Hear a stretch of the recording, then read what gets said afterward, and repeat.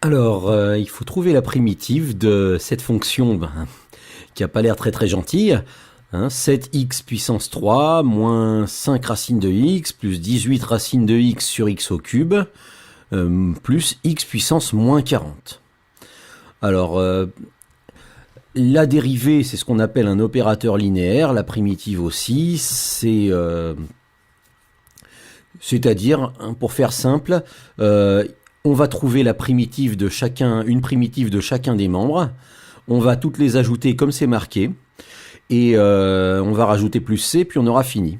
Donc on va commencer par trouver la primitive de 7x au cube. On va lui retrancher une primitive de 5 racines de x. Je ne devrais pas dire la primitive, il faut que je dise une primitive. Chaque fonction a une infinité de primitives, comme on l'a déjà vu. Ensuite, on va trouver une primitive de 18 racines de x sur x au cube. Et ensuite, on va trouver une primitive de x puissance moins 40 et on va les ajouter et les retrancher exactement comme dans la fonction. On ajoutera la constante à la fin et on aura la primitive, la forme générale des primitives de cette grosse fonction-là. Bien. Pour ce faire, on va se servir de la règle de dérivation d'une fonction puissance. La dérivée d'une fonction puissance, c'est x puissance n, c'est nx puissance n moins 1. Et donc, on a vu que ça entraînait que la primitive de fonction n puissance n, x puissance n, on avait la formule x puissance n plus 1 divisé par n plus 1. Et bien, c'est ce qu'on va faire. Donc, pour 7x au cube, par exemple, 7x au cube, une primitive de 7x au cube, c'est 7x puissance. Le 3, je dois l'augmenter d'1, donc ça va me donner 7x puissance 4, et je divise par 4. Donc, j'obtiens 7x puissance 4 divisé par 4. Je m'occupe de la fonction puissance. Je prends sa primitive comme le dit la formule, et je multiplie par 7, puisqu'il y a un coefficient 7 devant le x au cube. D'accord ? Ensuite, j'ai une soustraction, donc je recopie la soustraction. Et je dois trouver la primitive de 5 racines de x. Alors, racine de x, il faut se souvenir que c'est aussi une fonction puissance, même si ça n'en a pas l'air au premier abord.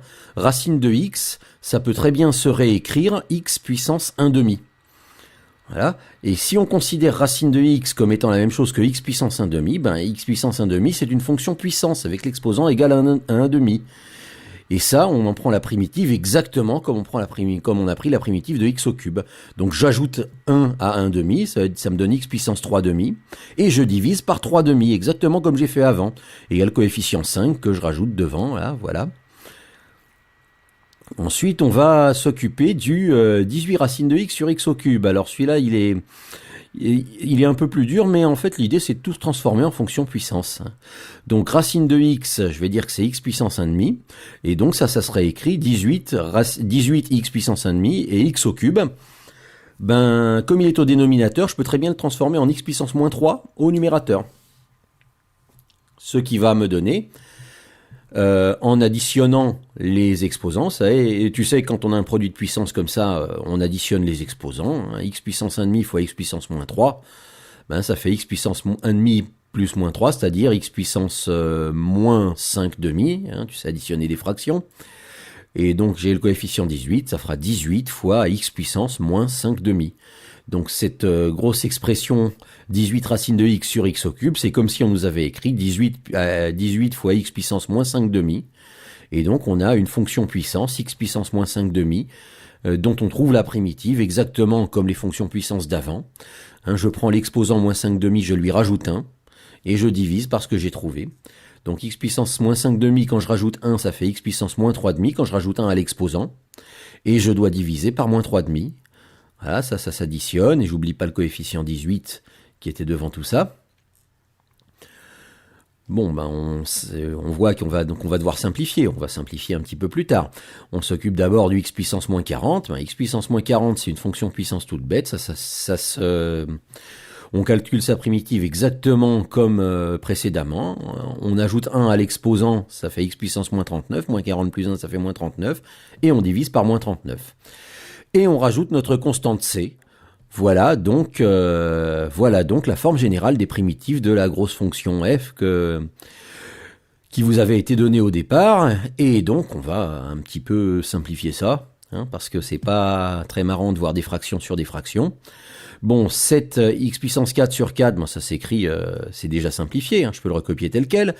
Maintenant, la division par 3,5, faut voir que 5 divisé par 3,5, c'est 5 multiplié par l'inverse de 3,5, c'est 5 multiplié par 2 tiers, c'est donc 10 tiers.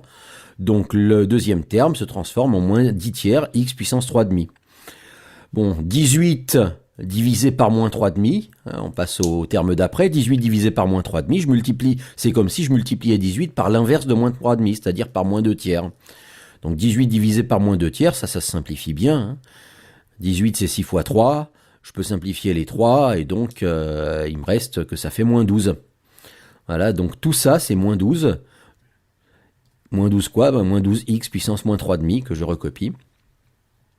Et enfin, la seule chose qui me reste à faire pour simplifier ça un petit peu moins, c'est enlever le signe moins du dénominateur.